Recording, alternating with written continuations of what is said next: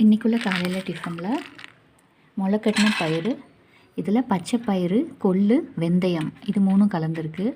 இது fibre content ஜாஸ்தியாக இருக்குது. சுகர் லெவலை கண்ட்ரோல் பண்ணும். அதுவும் இல்லாமல் நரம்பு சம்மந்தமான என்ன பிரச்சனை இருந்தாலும் சால்வ் பண்ணும். இது ஒரு யூடியூப் வீடியோவில் தான் பார்த்தேன். இது நாங்கள் ஒரு 2 months எடுக்க சொல்லியிருக்காங்க. நாங்கள் ஒரு 1 monthலேயே நல்ல ரிசல்ட் தெரிஞ்சுது.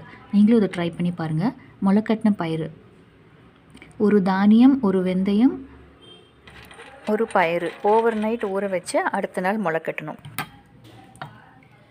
தேங்காய் சட்னி,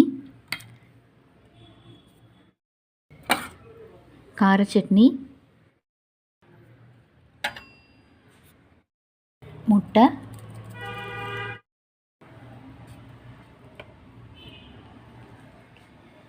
கோதுமை அடை.